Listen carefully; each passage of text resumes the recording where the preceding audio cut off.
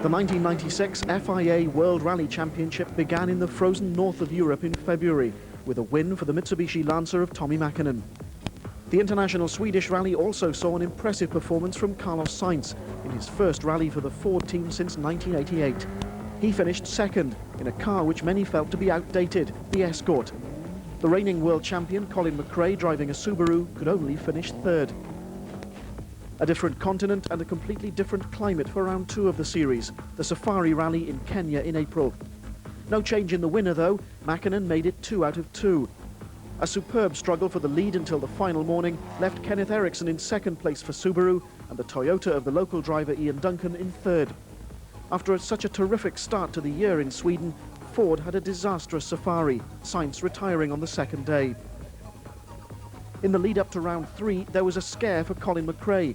Like many of the drivers, McRae enjoys winter sports and injured his knee while skiing in Switzerland. A spot of physiotherapy soon had the Scotsman back on his skis again, and the Subaru team could breathe a sigh of relief. After 2 rounds of the championship, Tommy Mäkinen had a 17-point lead in the Drivers' Series from Kenneth Eriksson. McRae was third with 22 points, Sainz fourth with 15, and in 5th place was Ian Duncan on 12 points. And so to round 3, the first time the Rally Indonesia had counted for the World Championship. Who better to preview the event than a 3-times winner and driver of the course opening car? What's the conditions like? Well, I haven't heard, but of course it rained very heavily 2 days ago. There wasn't any sun yesterday, so I would say it'll be very wet, and especially under the rubber trees, because that shades those areas, and it'll be extremely slippery. So it's gently to start with. Well, I'm the sacrificial lamb, as they say. Just like a lamb to the slaughter, the first driver away from the start ramp was Colin McRae, last year's winner and the pre-event favourite. With nearly 200 million inhabitants, Indonesia is the 4th most populated country in the world. The rally is held on one of the largest of its thousands of islands, Sumatra. 9 special stages made up leg 1, which took the cars from the start in Medan southwards to the first overnight halt in Parapat. Heavy rain in the weeks leading up to the rally made the going tough for all the crews. The world champion using all the road to negotiate this right-hander and quite a bit of the ditch on the way out. Just as on the last round of the championship in Kenya, the slippery conditions would cause problems right throughout the rally. McRae, though, would be in second place at lunchtime on the first day. His teammate, Kenneth Eriksson, won here in 1994. Like McRae, Eriksson would be looking for a good result in Indonesia to gain valuable World Championship points. This rally is only Kenneth's 4th event for the Subaru team, and his second place in Kenya last month shows that he's come to terms with his new car. Unlike McRae and Eriksson, this was Carlos Sainz's first visit to Indonesia. He was another who was using the scenery as an aid to going around corners.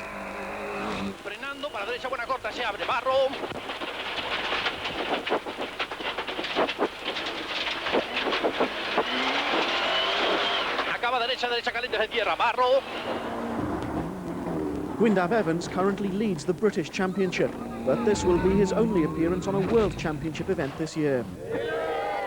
4 times world champion Juha Kankkunen reappeared in Indonesia after missing the Safari. Kankkunen's navigator, Nicky Grist, had obviously never seen such slippery stages. And then 30. Long medium left. 70. This is the slipperiest I've ever seen anything. Long bad left and keep right over 40 to crest and turn long 90 left. Tommy Mäkinen travelled to Indonesia with a 17-point lead in the Drivers' World Championship. The Finn finished 3rd here last year, so knows how difficult the rally can be.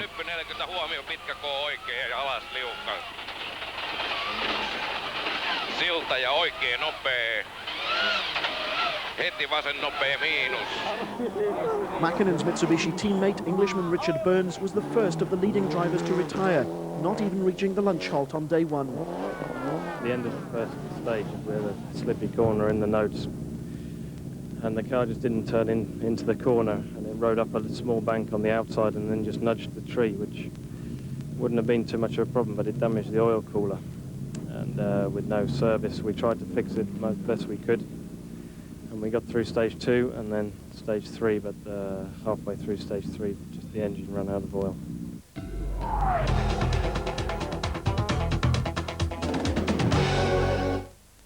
They need a... Stages, Kankkunen was in 6th place in the privately entered Toyota Australia Celica. Tyre choice, in fact, wasn't his strong point on day one, and he was caught out by the muddy conditions.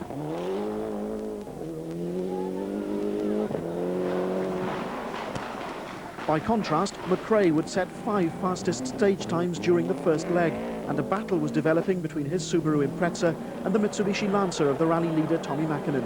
Less than 10 seconds separated the pair going into the afternoon. For McRae's teammate, Piero Liati, the first stage of the afternoon would cause 1 or 2 problems. This was how he started the stage, and this was how the car looked 13.5 kilometers later.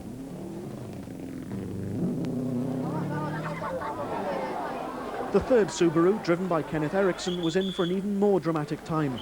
The slippery conditions caused the Swede to slide off the road and into a bridge parapet, so ending his rally after only 6 stages. 50. Vinkel vänster. Till höger 4 plus. 20. Höger 1 plus. The same bridge would cause a heart-stopping moment for the rally leaders, Tommi Mäkinen and his navigator Seppo Harjanne, as our in-car camera shows. Ja oikein eri.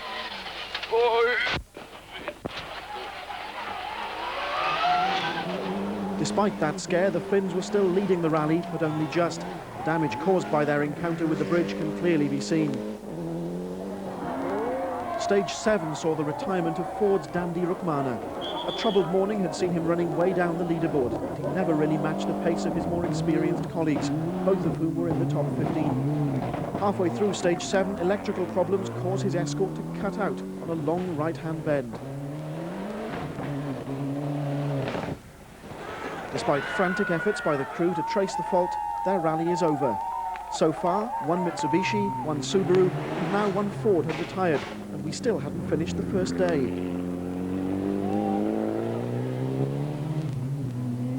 The problems for the Ford team were only just beginning, though. Gwyndaf Evans and co-driver Howard Davis were about to find out the hard way that there's one thing rally cars can't do without. 50, twist 4 right and left. Oh, she's died out. Engine. Engine just died out on it. 4 right and left. It's not showing any fuel on here. Left 100. Yeah, it's not charging. Oh, no, it's top of it. 6 left. It's showing nothing on here. But there should be 5 litres when it's showing nothing on here. Yeah. Gwyndaf, we're just coming to the stop line of SS9. We appear to have run out of fuel. Over. Battery's flat. 11 Ks. Come on, we've got to push it. John, what's the problem with Gwyndaf? He had 2 problems. He had an electrical problem, but the bottom line was he ran out of fuel. And he was able to get some fuel, because this is the first time Howard has been in the World Championship regulations, and he got some fuel from a roadside place, 4 litres, which got him going. And of course, when he came here, he told us what he'd done, and that's outside the regulations. So we had no option, but that's it. He's out of the rally. Carlos, you're here, but it must have been so frustrating today. It has been difficult, apart from, of course, the conditions which they were difficult. Driving without 2 gears in those conditions were not the best. But I'm happy we are here, and at least we can continue the rally and get some experience for next year. And Did you not lose 5th gear as well in the end? 5th gear one was jumping out, but I managed holding up to drive with 1 hand, holding the 5th gear. But it was okay. For the most experienced driver in the World Championship, his first day of Indonesian rallying would end in 3rd place. We have been talking with the boys, and it's very difficult to compare to any other event, but let's say it's between Greece and Kenya in a way. Similar type of surfaces and something like that, but very special compared to the other rallies.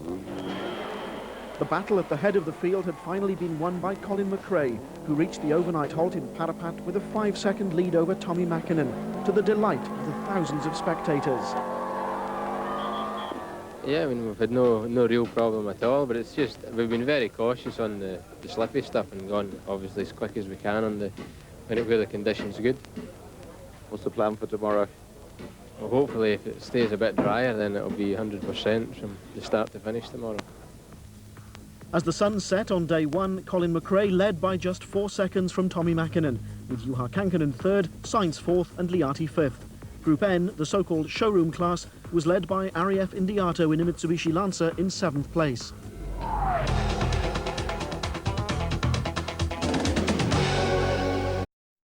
To Parapat after a little over 12 hours on the road. After 4 of the leading cars were forced to retire on the opening day, it only took until the second test of leg 2 for yet another mechanical failure. This time it was the Mitsubishi of second-placed Tommi Mäkinen which fell by the wayside. Tommi notices that the engine temperature is dangerously high and the Rally Indonesia is over for the 2 Finns.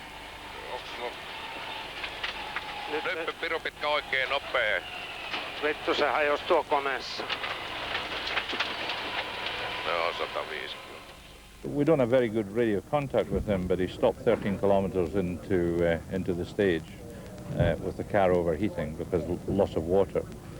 So we think the radiator must have moved or something. It must be the result of clipping the bridge yesterday, because the body shell was fairly badly damaged. But he's lost the water and anyway stopped in the stage, so that's him out. That meant Colin McRae could afford to relax a little. There was now nearly 4 minutes between McRae and his teammate Piero Liati, who'd moved up into second place. As usual, though, McRae showed no intention of letting up. He set the fastest time on the very next stage and consolidated his position out in front.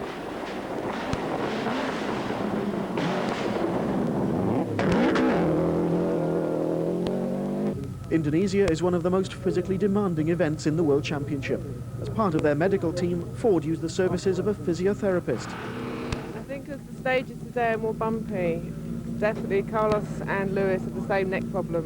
It started last night and it's increased by this first, second stage. I think they've gone over a bump and definitely compression to one side because both have a pain on the left upper cervical. So what we've done is doing a lot of mobilisations, a lot of traction, trying to relieve the muscle spasm. All of the teams have doctors whose job it is to look after the entire crew, but who naturally concentrate their professional attentions on the drivers and navigators. This event in Indonesia is definitely one of the toughest.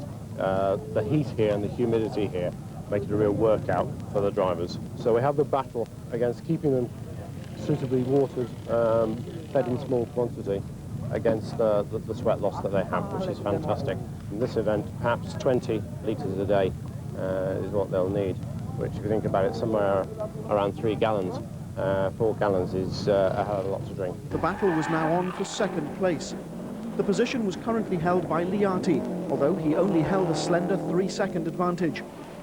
Liati knew that with Eriksson out, he had to finish in as good a position as he could, and both Kankkunen and Sainz were breathing down his neck. With torrential rain turning the already tricky stages into near swamp-like conditions, once again tyre choice became critical. On stage 14, Sainz got the decision absolutely correct, taking nearly a minute off Liati and grabbing second. Acaba rasante 2 veces, frenando para izquierda, buena corta en tercera, Sassar.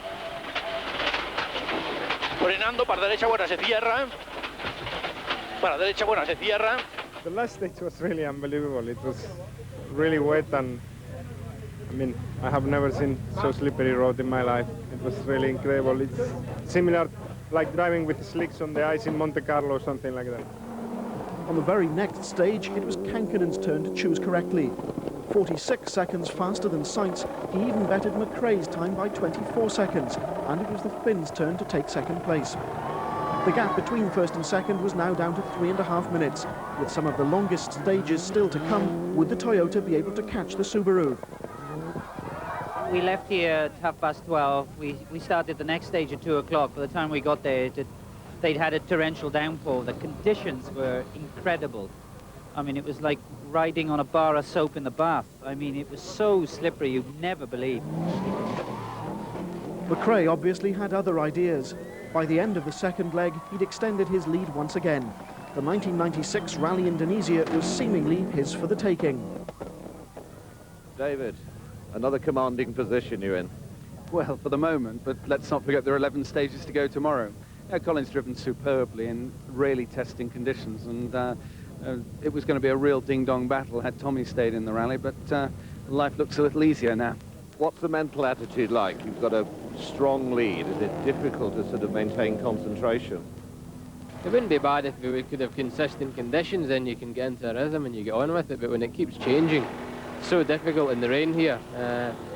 You have to go so slowly, and you're always thinking someone else is coming quicker behind, but they're not. It's difficult to find a good safe pace. Colin McRae went to sleep in Parapat with a lead of over 3.5 minutes from Juha Kankkunen. Sainz was third, Liati had dropped to fourth, and the Group N leader was now 7th placed Michael Yu from Hong Kong in a Subaru.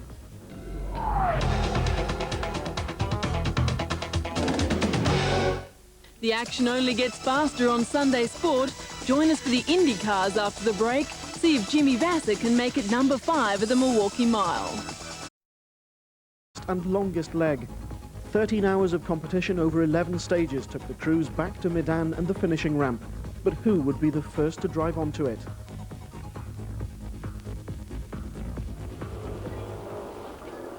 McRae obviously felt that the win was his for the taking. He set off safe in the knowledge that he could back off the pace to preserve the car and still cruise home to an easy victory. He couldn't have been more wrong. An intercom failure meant that he couldn't hear the vital pace note instructions from his navigator Derek Ringer, who resorts to using hand signals. This, for example, means a second gear right-hand corner. But it doesn't always work, as the pair were about to find out.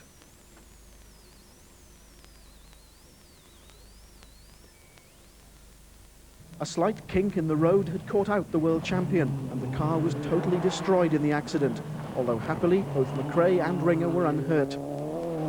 As the rally continued with a new leader, and without him, McRae was faced with a long, lonely walk to face the reception committee waiting for him at the service area. He wasn't the only driver to misjudge a corner, though. The Ford Escort of Dolly Indrenst had been in 6th place before this happened, although things might have been a lot worse had it not been for an English rally driver who'd been spectating on that corner. With the fire extinguisher from the next car, Michael Yu's Subaru, the fire was put out before any real damage was caused. All that excitement meant that Juha Kankkunen now led the rally from Carlos Sainz, but that lead was to be short-lived. Just 4 stages later, Kankkunen would damage the front end of the Toyota, losing a minute and allowing the Spaniard past. At the next service halt, Juha has a tale to tell. Oh, there was of course I had to try because the situation was very tight. And there was a jump, I went over it, 2 days ago and it was okay. But now somehow the back kicked quite a lot and we landed, into the ruts and it just broke, the intercooler radiator. Now it's 120% from now on. I don't know what can I do, but that was a little bit too much to give to the boys, but okay, try to the end and see what is there. Okay, thanks very much. Thanks. The star performance on the final day came from a man who can no longer be regarded as only a tarmac rally specialist, Piero Liati. He was fastest on all but one of the final 11 stages and was now in 2nd place behind Sainz.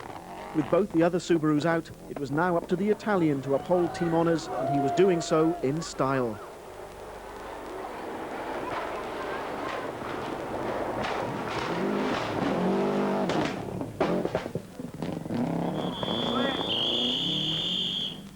The Ford team too only had one driver left, and he was now leading the rally.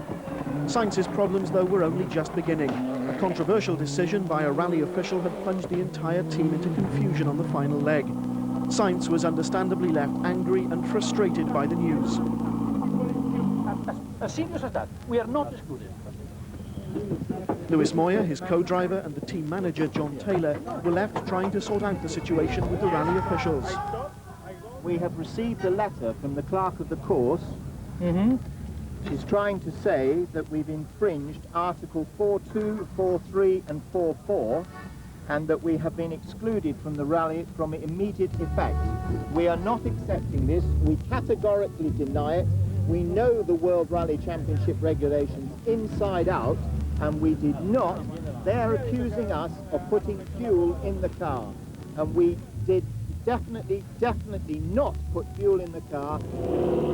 After protracted negotiations, Sainz was allowed to leave the service area at Tebing Tinggi and continue the rally. He didn't allow the problems to affect his concentration over the final few stages, though, and he was able to take a superb victory, the first for the Ford team since the Thousand Lakes Rally in Finland in 1994. His understandable elation was shared by the entire team. Yes, I'm really happy, you know, especially after the first day where we had so many problems, and especially also with these conditions of the rally, which I never found something like that in all the rallies I have done. Yeah, no, we are very happy. The team is very pleased, but still we have a lot of work to do because today they were catching up quite easy. So in Greece, if we want to be more competitive, we have to still work harder. The winning margin then, Sainz 23 seconds clear of Liati, with the Toyota Celicas of Kankkunen, Fujimoto and Reza Pribadi third, fourth and fifth. Group N was won by Michael Yu's Subaru, which finished in a creditable sixth position overall. That result means that Sainz moves up to within 5 points of Mäkinen, who still leads the Drivers' World Championship. Third place is shared by Subaru teammates Ericsson and Liati, and joint fifth are McRae and Kankkunen with 22 points. With Mäkinen and Richard Burns failing to finish, Subaru have now moved ahead of Mitsubishi in the Manufacturers Series, although his win means that Sainz has helped Ford to close the gap on the two Japanese teams. From the World Championship's newest round, the focus switches next to one of the classic European events, the Acropolis Rally in Greece at the beginning of June. Another hot and dusty rally will again test the fitness of both crew and car. The tough reputation of the Acropolis is well deserved. Mitsubishi and now Ford have proved themselves capable of victory in 1996. The pressure is now on Subaru to win in Greece.